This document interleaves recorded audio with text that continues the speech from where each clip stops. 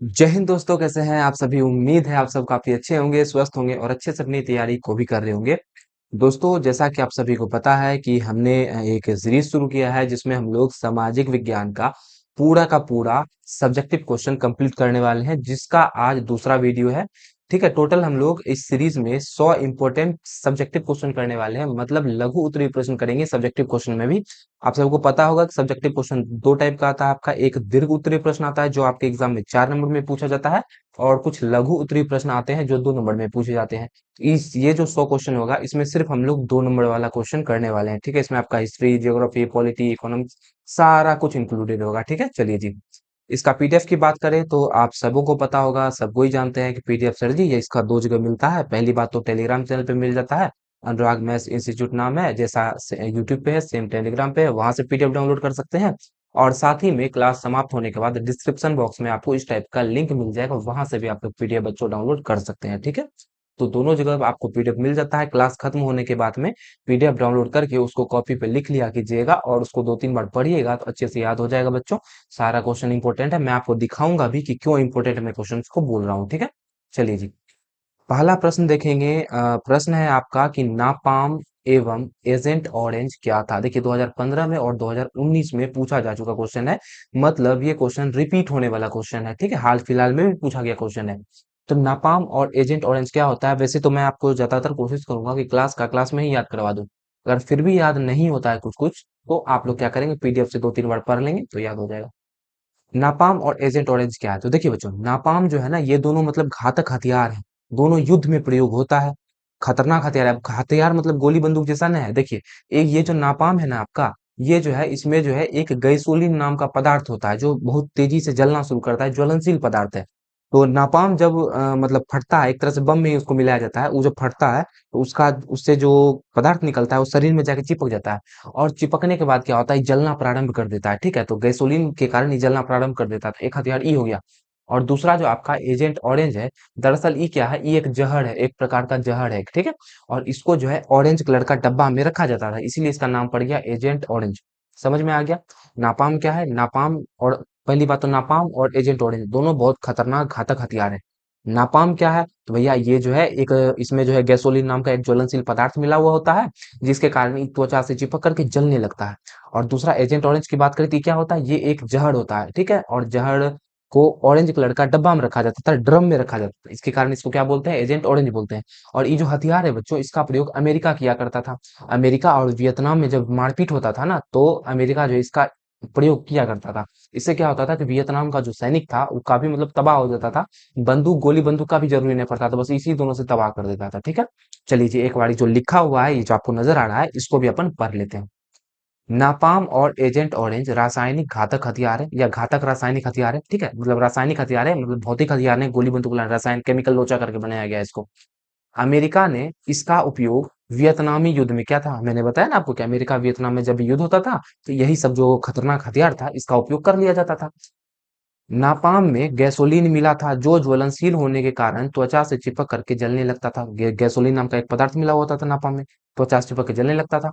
Agent orange खतरनाक जहर था। ठीक है, इसे उसे जिस ड्रम में रखा जाता था उस पर ऑरेंज रंग का पट्टी लगा होता था, पट्टी बना होता था, इसी कारण इसको क्या बोलते हैं, एजेंट ऑरेंज बोलते हैं। और इससे धन और जन दोनों का इस हथियार के प्रयोग से, धन मतलब हुआ कि रुपया पैसा, और जन मतलब हुआ आदमी, दोनों का बहुत ज्यादा नुकसान हुआ। अब युद्ध में तो नुकसान होना ही है ना। चलिए, क्वेश्चन क्लियर है, समझ में आ गया होगा, और इम्पोर्टेंट भी है क्योंकि एग्जाम में आपका पूछा जाता है। ठीक है जी, चलिए अगला देखेंगे। अगला प्रश्न है, और ये आपका हाल फिलहाल में 2021 में पूछा गया है। 22 में नहीं पूछा, 23 में नहीं पूछा, 24 में नहीं पूछा। काफी ज्यादा संभावना है बच्चों की 2025 में ये क्वेश्चन पूछ दे। ठीक है, तो इसको ध्यान से समझिएगा। और गांधी जी पे जितना क्वेश्चन बनता है ना, सारा इंपॉर्टेंट ही होता है, सारा क्वेश्चन पूछने की संभावना होती है।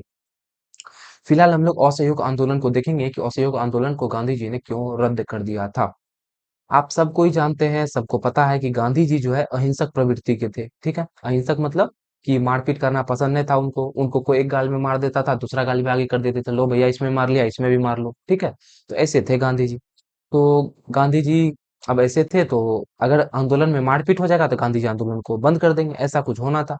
यही चीज हुआ। देखिए, असहयोग आंदोलन खूब मस्त मक्खन तरीके से चल रहा था, लेकिन होता क्या है कि चौड़ी चौड़ा नाम का जगह पर, जगह का नाम याद रखिएगा, जगह का नाम है चौरी चौड़ा।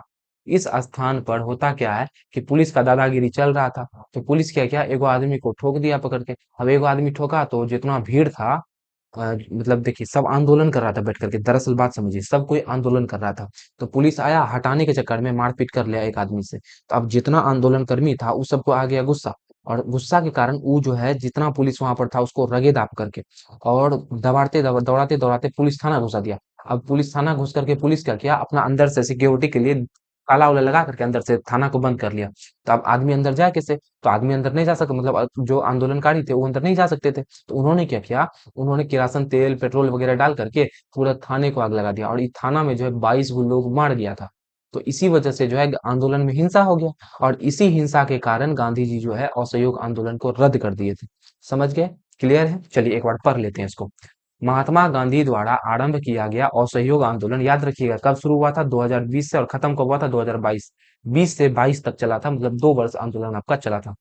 प्रथम जन आंदोलन था, पहला जन आंदोलन था। जन आंदोलन मतलब जितना लोग था, जितना जन था, जन मतलब क्या होता है, लोग होता है, सब मिल करके आंदोलन किया था। गांधी जी का यह आंदोलन सत्य और अहिंसा के सिद्धांत पर आधारित था। सब आंदोलन, यह आंदोलन क्या है, जितना आंदोलन गांधी जी करते हैं सब सत्य एवं अहिंसे पर ही आधारित होता है। ठीक है, सही बोलना और अहिंसा नहीं करना। इस आंदोलन को समाज का हर वर्ग अपना समर्थन दे रहा था।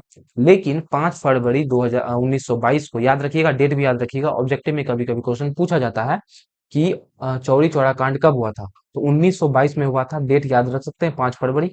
ठीक है। को गोरखपुर उत्तर प्रदेश के चौरी चौरा नामक स्थान पर आंदोलनकारियों की भीड़ ने पुलिस थाना पर हमला कर 22 पुलिसकर्मियों को जिंदा जला दिया। हमने आपको बताया, पूरा का पूरा घटना बता दिया कि ऐसे ऐसे हुआ था, और थाना में जाकर के अपने आप को अंदर से बंद कर लिए थे पुलिस लोग, तो केरोसिन तेल वगैरह डाल करके उसको जला दिया, कहानी खत्म कर दिया, स्वाहा कर दिया, 22 को आदमी को मार दिया। अब होता क्या है, इस घटना से गांधी जी काफी दुखी हुए। अब गांधी जी दुखी नहीं होंगे क्या? अहिंसा का आंदोलन कर रहे हैं, आदमी सब हिंसा कर रहा है, तो गांधी जी दुखी हुए। चूंकि उनका आंदोलन पूरी तरह से अहिंसात्मक था, आंदोलन पूरी तरह से अहिंसा होने वाला था, मतलब अहिंसा के वाला था, तो इसीलिए उन्होंने क्या किया, असहयोग आंदोलन को रोक दिया। काहे कि असहयोग आंदोलन में हिंसा हो गया, और गांधी जी हिंसा के समर्थक कभी नहीं थे। अरे भैया, गांधी जी हिंसा कैसे करेंगे, बेचारे अपने बूढ़े हैं, लाठी लेके चलते हैं।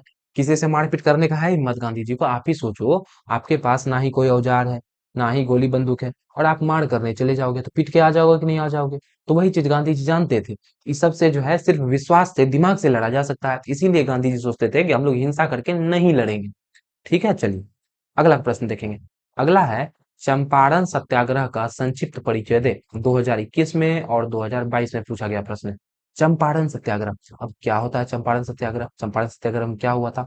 तो आप लोग पढ़ रखे होंगे बच्चों, गांधी जी का अगर एक दो आंदोलन भी पढ़ेंगे तो आपको पता होगा कि पहला सत्याग्रह का पहला प्रयोग गांधी जी ने चंपारण में ही किया था। अब चंपारण में क्या हुआ था, चंपारण में क्या किया गया था, उसको थोड़ा सा हम लोग समझ लेते हैं। तो देखिए, बात क्या है दरअसल कि चंपारण में जो है किसानों पर तिनकठिया प्रणाली लगाई गई थी। अब सर जी, ये तिनकठिया प्रणाली क्या होता है, ऐसा प्रश्न आपके मन में आ रहा होगा।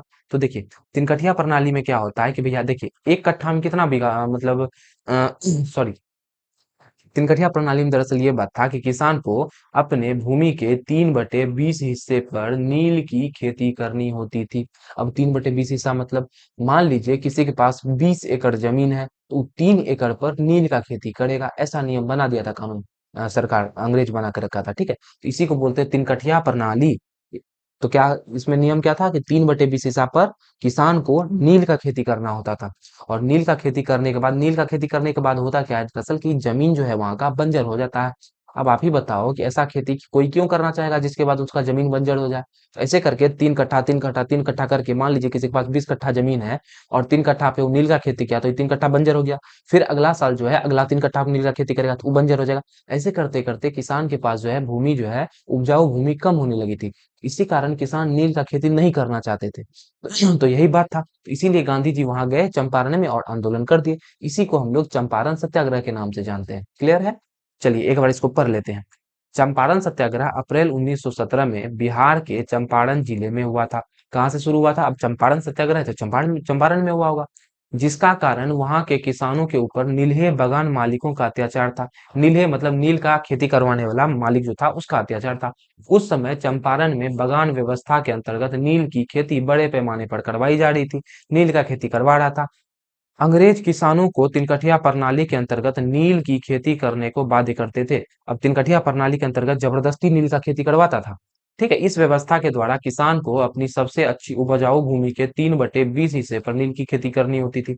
अभी हमने आपको बताया 3/20 हिस्सा उसको किसान को नील का खेती करने करना है, नहीं करेगा तो भैया मार के जमीन उमीन छीन लेगा उसका। चलिए अगला देखते हैं। किसान नील नहीं उपजाना चाहते थे क्योंकि इससे जमीन की उर्वरा शक्ति कम हो जाती थी। अभी हमने आपको बताया किसानों को उपज की उचित मूल्य भी नहीं मिलता था। अब भैया मान लीजिए कि हम नुकसान करके उपजा रहे हैं जमीन को, तो अब हम बेचेंगे तो उससे फायदा हो जाए तभी तो उपजाएंगे ना। किसान को कुछ फायदा ही नहीं होता था। औना पौना दाम पर खरीद लेता था नील को, तो उससे तो और नुकसान ही हो रहा था, जिससे उनकी स्थिति काफी दयनीय दयनीय मतलब हमने आपको कल भी बताया था, दयनीय मतलब बहुत बुरा स्थिति हो गया उसका। ठीक है, इन्हीं बातों को लेकर महात्मा गांधी ने चंपारण में सत्याग्रह का सफल प्रयोग किया। सफल मतलब हुआ भैया, चंपारण में जो आंदोलन चलाया वो पूरी तरह से सफल हो गया। ठीक है, उसमें मतलब कि असफलता देखने को नहीं मिली, कामयाब हो गए गांधी जी। 1918 में चंपारण एग्रेरियन कानून पारित कर नीलों का अत्याचार रोक दिया गया एवं तिनकठिया प्रणाली समाप्त कर दी गई। गांधी जी के आंदोलन के प्रयोग से तिनकठिया प्रणाली को पूरी तरह से बंद कर दिया गया। उम्मीद है जो कहानी मैंने आपको बताई वो कहानी आपको समझ में आई होगी बच्चों। कुछ नहीं था, किसान पर तिनकठिया प्रणाली लगा हुआ था। तिनकठिया प्रणाली में 3/20 हिस्से पर किसान को नील की खेती करनी होती थी, और नील की खेती करना अनिवार्य थी, नहीं तो उनसे उनकी भूमि छीन ली जाती थी। तो किसान नील की खेती नहीं करना चाहते थे। थोड़ा सा ये लिख दीजिएगा क्यों नहीं करना चाहते थे, क्योंकि इससे जमीन बंजर हो जाता था, और नील जो बेचने जाते थे जब किसान, तो उनको उनका उचित मूल्य भी नहीं मिलता था, जिसके कारण काफी परेशान थे। इसी को लेकर के गांधी जी ने चंपारण में एक आंदोलन किया जिसका नाम चंपारण सत्याग्रह है, और यह सत्याग्रह पूरी तरह से सफल हुआ। थोड़ा डेट वगैरह दे दीजिएगा, तो 1917 में शुरू हुआ था, और इसके बाद जो है तिनकठिया प्रणाली को समाप्त कर दिया गया। बस इतना सा लिखना है, और इतना सा अगर लिख देंगे तो आपको एग्जाम में अच्छा नंबर जरूर मिल जाएगा। ठीक है, चलिए अगला। गांधी जी से पूरा का पूरा क्वेश्चन है, दांडी यात्रा का क्या उद्देश्य था? 2020 में पूछा गया प्रश्न है। दांडी यात्रा का उद्देश्य क्या था? पहली बात तो ये जान लीजिए कि दांडी यात्रा जो है बच्चों, इसी से गांधी जी ने सविनय अवज्ञा आंदोलन का प्रारंभ किया था। सविनय अवज्ञा आंदोलन शुरू करने के लिए गांधी जी कोई एक मुद्दा खोज रहे थे जिससे कि सविनय अवज्ञा आंदोलन शुरू किया जाए। तो इसीलिए गांधी जी बेसिकली दांडी यात्रा को चुने। क्योंकि देखिए दांडी यात्रा में हुआ क्या था, पहले ये थोड़ा सा समझ लेते हैं। पहले क्या था कि अंग्रेज लोग जो है नमक पर भी टैक्स लगा दिए थे। अब नमक सबके खाने का चीज है, अब सबको टैक्स देना पड़ रहा है। तो गांधी जी सोचे कि अगर नमक पे आवाज उठाया जाए तो जितना लोग है सब हम लोग के सपोर्ट में आ जाएगा, काहे कि नमक का तो यूज सब कोई करता है। तो सबका समर्थन प्राप्त करने के लिए गांधी जी जो है दांडी यात्रा किए थे। और इसका उद्देश्य था कि मतलब इसमें जो मेन मुद्दा रखा गया था कि समुद्र के तट पर जा करके नमक बना करके, ये जो अंग्रेज नमक कानून बना के रखा गया है कि सिर्फ नमक जो है अंग्रेज बनाएगा और टैक्स लेगा, इसको खत्म करना था। ठीक है, यही लिखा गया है, इसको पढ़ते हैं एक बार। दांडी यात्रा शुरू कब हुआ था? 12 मार्च 1930 ईस्वी में प्रारंभ हुआ था। नमक कानून भंग करने के लिए की गई थी। दांडी यात्रा क्यों चलाया गया था, कोई भी पूछेगा तो क्या बताइएगा कि दांडी यात्रा जो है नमक कानून को समाप्त करने के लिए किया गया था। नमक के उत्पादन पर सरकारी नियंत्रण था। अब इस समय सरकार कौन था? तो सरकार आप सबको पता है कि अंग्रेज था। लॉर्ड वेलेस्ली, लॉर्ड कार्नवालिस, यही सब भैया राजा हुआ करता था, वायसराय सब था। तो ये सब अपना मनमानी करता था, तो ये सब कानून बना के रखा था जिसमें क्या होता था कि नमक जो है सिर्फ अंग्रेज ही बना सकता था। मतलब नमक के उत्पादन पर सरकार का मतलब अंग्रेज का नियंत्रण था। गांधी जी इसे अन्याय समझते थे, काहे कि गांधी जी जानते थे कि भैया नमक तो सब कोई प्रयोग करेगा, और सिर्फ वो बनाए अंग्रेज, ये गलत बात है। तो इसको अन्याय मानते थे। अतः दांडी पहुंचकर 6 अप्रैल को समुद्र के पानी से नमक बना करके उन्होंने नमक कानून को भंग किया था। और 6 अप्रैल को देखिए शुरू हुआ था 22 मार्च को, और पहुंचे कब? 6 अप्रैल को। लगभग लगभग 24 से 25 दिन लगा था वहां पहुंचने में। बुल्ले पहुंचे थे, सोचिए। साबरमती से शुरू किए थे चलना और दांडी तक गए थे।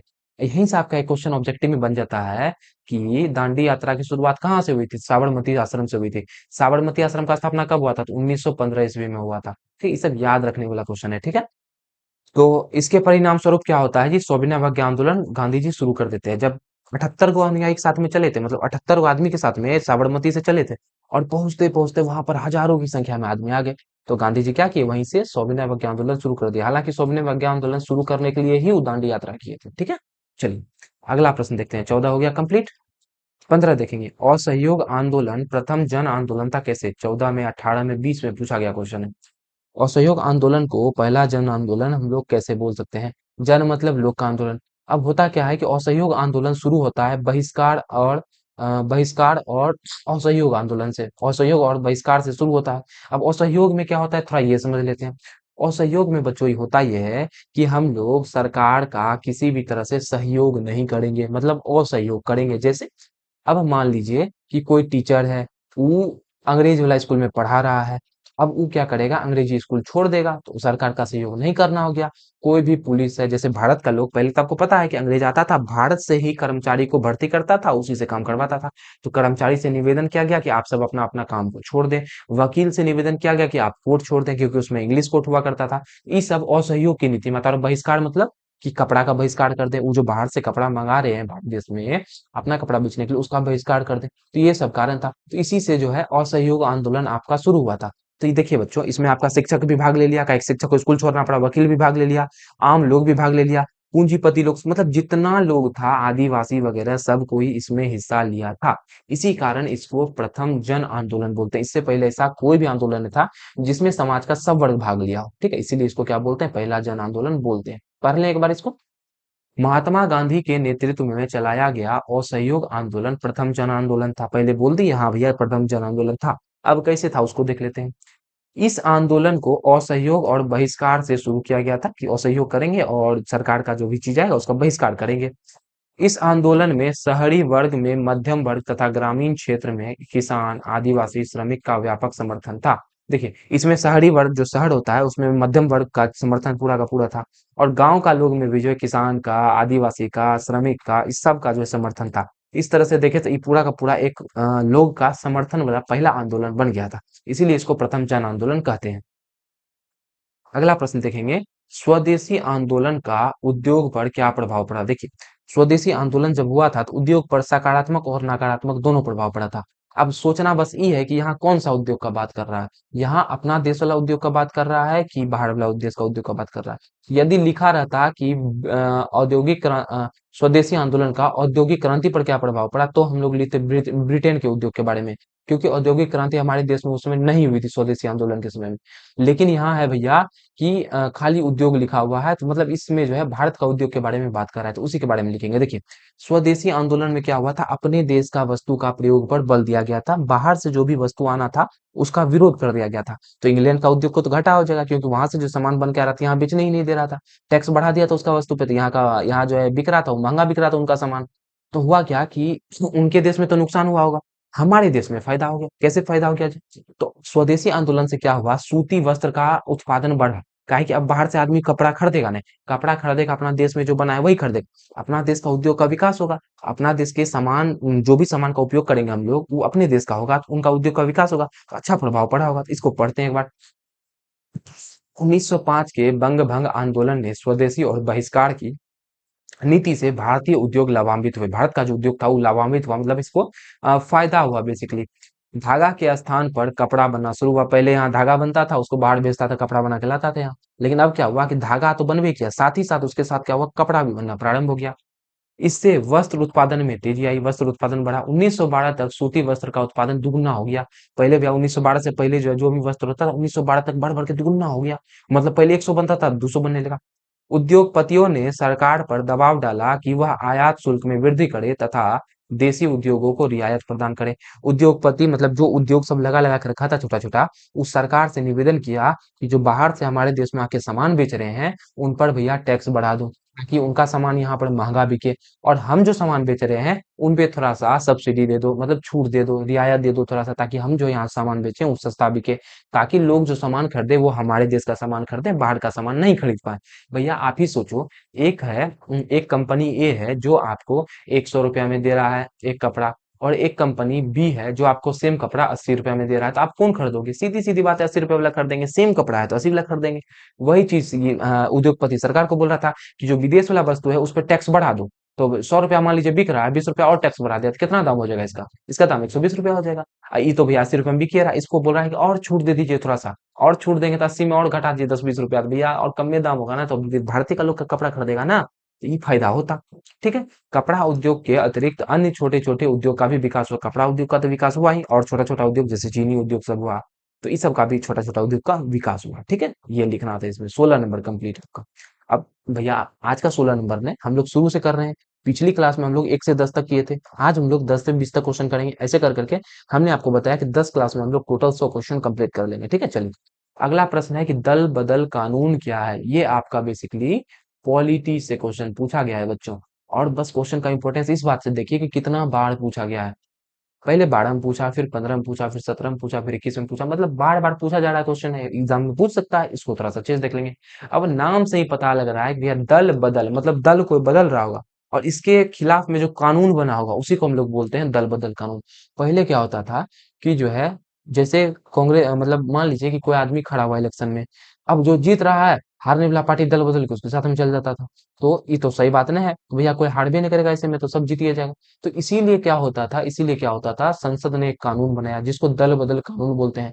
इसके अंतर्गत कोई भी आदमी दल बदल नहीं कर सकता है, मतलब एक दल छोड़ के दूसरा दल स्वीकार नहीं कर सकता है। ठीक है, यही लिखा गया है। दल बदल कानून, यदि कोई निर्वाचित सांसद या विधायक यदि अपने दल की सदस्यता का परित्याग करता है, तो उसकी सदस्यता रद्द या अयोग्य हो जाएगी। ऐसा बात नहीं है कि भैया मान लीजिए कि कोई बीजेपी का है, बीजेपी छोड़ करके कांग्रेस में जाना चाहे, तो बीजेपी का सदस्यता त्याग देगा तो कांग्रेस में चल जाएगा, ऐसा नहीं हो सकता। बीजेपी का है तो बीजेपी में ही रहिएगा भैया, यदि कांग्रेस के हैं तो कांग्रेस में ही रहिएगा, आप दल बदल आपस में नहीं कर सकते हैं। ऐसा इसमें लिखा गया है। ठीक है, दल बदल विरोधी विधेयक 1985 में संसद पारित करता है, लेकिन लागू होने में इसको चलिए यह लागू लेकिन वगैरह छोड़ दिए। 1985 में इसको पारित किया जाता है संसद द्वारा, इतना सा ध्यान में रखिएगा। है आसान चीज बच्चों, थोड़ा सा समझने का फेर है। दल बदल कानून, दल बदलना, कानून मतलब हुआ कि उसके खिलाफ में कानून। देखिए बताइए, अब बताइए, दल बदल कानून मतलब दल बदलने के लिए कानून बनाएगा क्या, दल बदलने के विरोध में कानून बनाएगा। तो ये लिखा गया कि यदि कोई निर्वाचित सांसद हो या विधेयक हो, अपना दल का सदस्यता छोड़ता है, दूसरा दल में जाना चाहता है, तो दूसरा दल में नहीं जा सकता है, उसका सदस्यता को जो है रद्द कर दिया जाएगा। ठीक है, ये लिखा गया। चलिए 2017 2012 15 17 21 इतना बड़ा पूछा गया। अगला क्वेश्चन देखेंगे। अगला क्वेश्चन है गुप्त मतदान पत्र। अब बताइए, कोई भी चीज गुप्त रूप से करेंगे, गुप्त का मतलब क्या होता है, गुप्त का मतलब होता है चुपचाप, अब मतदान का मतलब होता है वोट डालना। ठीक है, तो यही लिखा हुआ है गुप्त मतदान पत्र क्या है। तो वह मतदान पत्र वह दस्तावेज है जिससे मतदाता अपने मताधिकार का प्रयोग करता है। अब या वोट डालने जाते हैं ना, तो वोट डालते हैं, इसी को बोलते हैं मतदान पत्र। चलिए, अगर इसे गुप्त रूप में से व्यवहार में लाया जाए तो इसको गुप्त मतदान पत्र बोलते हैं। अब मतदान पत्र में मतदान करते हैं, तो इसको यदि चुपचाप करें, किसी को बताएं नहीं, तो इसको क्या बोलेंगे, गुप्त मतदान पत्र बोल देंगे। गुप्त मतलब चुपचाप, गुप्त मतदान पत्र मतलब चुपचाप जो मतदान करेंगे, उस जिस पत्र पे मतदान करेंगे उसको गुप्त मतदान पत्र बोलेंगे। चलिए देखिए कितना बड़ा पूछा है, 16 में पूछा, 20 में पूछा, 21 में पूछा, 22 में पूछा। ठीक है, अगला क्वेश्चन देखेंगे। राजनीतिक दल की परिभाषा दे। 2014 में और 2020 में पूछा जा चुका क्वेश्चन। अब राजनीतिक दल किसको बोलते हैं, तो राजनीतिक दल सबको पता होगा कि राजनीतिक दल जो है बच्चों, क्या का काम है इसका, इसका काम है चुनाव लड़ना, और चुनाव लड़ करके सत्ता प्राप्त करना। बस यही काम है इसका, और क्या, थोड़ा मोड़ा जो सरकार का आलोचना वगैरह कर देता है, या सरकार को थोड़ा सा बोलता है कि सर जी ये काम कर दीजिए, ये काम कर दीजिए, मतलब अपना अपना नियम बना करके काम करवाता है, बस यही है। चलिए लिखते हैं, देखते हैं। लोगों के ऐसे संगठित समूह, अब राजनीतिक दल में एक आदमी तो होगा नहीं, संगठित समूह होगा, जुड़ा मुला समूह समूह होगा, जो चुनाव लड़ने और राजनीतिक सत्ता प्राप्त करने के उद्देश्य से कार्य करता है। इनका उद्देश्य क्या होता है भैया, पहला उद्देश्य है कि चुनाव लड़ लो, और चुनाव लड़ करके राजनीतिक सत्ता प्राप्त हो, यही उद्देश्य है। इसी दल को हम लोग क्या बोलते हैं, राजनीतिक दल बोलते हैं। राजनीतिक दल क्या है, लोग का एक ऐसा समूह है जो चुनाव लड़ने तथा सत्ता प्राप्त करने के उद्देश्य से कार्य करता है। ठीक है, यह समाज के सामूहिक हितों को ध्यान में रखते हुए कुछ नीति का निर्माण करता है, कुछ नियम बनाता है जिससे समाज का कल्याण हो सके। ये चुनाव जीतने पर अपनी घोषित नीति को लागू करने का प्रयास करते हैं। आप लोग नेता सबको नहीं देखे क्या बच्चों, जरूर देखे होंगे। वो जो है चुनाव लड़ने से पहले बड़ा बड़ा वादा करेगा कि हम नगर बनवा देंगे, गांव में सड़क बनवा देंगे, नाली का व्यवस्था कर देंगे, सबको कच्चा पक्का सड़क बनवाएंगे, विद्यालय बनवाएंगे, हॉस्पिटल, बहुत ना मतलब बहाना बनाता है। तो वही लिखा हुआ है इसमें कि समाज के कल्याण को ध्यान में रख करके बहुत सारा नीति बनाता है, नीति बताता है, और कुछ कुछ ऐसा भी होता है जो इस नीति को लागू करने का भी प्रयास करता है। ठीक है, चलिए अंतिम क्वेश्चन देखेंगे, और 2018-19 में पूछा जा चुका क्वेश्चन है, और लास्ट क्वेश्चन है। जैसा कि हमने कहा कि डेली ज्यादा बर्डन में आप पे नहीं डालूंगा, कम कम क्वेश्चन करेंगे ताकि एग्जाम में मतलब अभी आप अच्छे से याद कर पाए। और बाकी सब सब्जेक्ट भी तो पढ़ना है, सिर्फ सोशल साइंस तो पढ़ना है नहीं। 10-10 क्वेश्चन रोज याद करेंगे बच्चों, तो 10 दिन में आपका 100 क्वेश्चन पूरा जाएगा, काफी है इतना क्वेश्चन। दबाव समूह क्या होता है, तो देखिए दबाव समूह व्यक्ति का समूह होता है जो सरकार पर किसी काम को करने के लिए दबाव डालता है। ठीक है, यही लिखा हुआ है। दबाव समूह ऐसे व्यक्तियों का समूह होता है जो कुछ विशेष लाभ के लिए, जो फायदा के लिए आपस में बंधा होता है। यह कुछ व्यक्तियों का समूह ऐसा समूह है जो मान्य एवं सामान्य उद्देश्यों की प्राप्ति के लिए सरकार से कुछ मांग करके उनकी नीतियों को प्रभावित करता है। इसका काम है सरकार से कुछ थोड़ा-मोड़ा मतलब नीति बना करके भैया ये नीति का मांग करना, उस पे दबाव डालना सरकार पर कि सर ये नीति लागू कर दीजिए। जो भी है उनको बोलना कि नीति लागू करवाना ज़रूरी है, नीति लागू कर दीजिए। तो दबाव डालना काम है दबाव समूह का। और आदमी का समूह होता है, सब में देखिए अब जितना समूह वाला चीज़ है उसमें क्या लिखेंगे? जैसे मान लीजिए राजनीतिक दल व्यक्ति का एक ऐसा समूह है। दबाव समूह, समूह मतलब ग्रुप होता है, तो दबाव समूह व्यक्तियों का एक ऐसा समूह है जो सरकार की नीतियों को अपने दबाव डाल करके प्रभावित करता है। थोड़ा अगर आप लोग समझ जाएँगे तो परिभाषा आप लोग खुद से बना सकते हैं। नहीं समझेंगे तो आपको हूबहू ऐसा ही रटना पड़ेगा। आपकी मर्ज़ी, आप लोग जो करें, ठीक है? मैंने आपको बता दिया कि दबाव समूह का क्या काम है। दबाव समूह का काम है सरकार पर दबाव डाल करके उनकी नीति को प्रभावित करना, उनकी नीति को बदलना, ये सब काम दबाव समूह का होता है। हम लोग 20 क्वेश्चन किए। 20 क्वेश्चन में आपको ज़्यादातर क्वेश्चन समझ में आ ही गया होगा और कुछ क्वेश्चन ऐसा है जो आपको याद करना पड़ेगा, तो वो आप लोग याद कर लेंगे बच्चों। और मेरा विश्वास कीजिए, एक बार आप लोग अगर पीडीएफ से पढ़ लेंगे तो आपको खुद ब खुद याद हो जाएगा। उतना मतलब कठिन शब्द में मैंने लिखा ही नहीं है, ठीक है? और इसका पीडीएफ की बात करें तो मैंने आपको पहले ही बता दिया है कि पीडीएफ आपको कहाँ से मिलेगा जी। तो पीडीएफ जो है आपको थोड़ा सा इसको ऊपर लेके जाया जाए। पीडीएफ जो है आपको बच्चों, पीडीएफ आपको हमारे टेलीग्राम चैनल पे मिल जाएगा और साथ ही साथ जो है आपको क्लास समाप्त होने के बाद में डिस्क्रिप्शन बॉक्स में भी मिल जाएगा, वहां से भी आप लोग डाउनलोड कर सकते हैं। आशा है आज का क्लास आपको पसंद आया होगा, तो क्लास को वीडियो को लाइक कर देंगे, चैनल को सब्सक्राइब भी जरूर से कर देंगे और शेयर भी जरूर से कर देंगे बच्चों, ताकि उन बच्चों तक हमारी कक्षा पहुंच सके जो जिनको जरूरत है, जो सोशल साइंस पढ़ना चाहते हैं, समझना चाहते हैं। तो मिलेंगे आपसे कल की कक्षा में, इनके आगे के प्रश्नों को लेकर के आऊंगा मैं। 10 क्वेश्चन हम लोग कल की मतलब डेली 10-10 क्वेश्चन करेंगे, ये शेड्यूल बना लीजिए आप, ठीक है? और क्लास का टाइमिंग आपको पता है, शाम को 7:30 बजे शुरू होता है और मुश्किल से आधे घंटे की क्लास ये हुई है, ठीक है? तो मिलेंगे आपसे कल की कक्षा में, तब तक हंसते रहेंगे, मुस्कुराते रहेंगे। जय हिंद, जय भारत।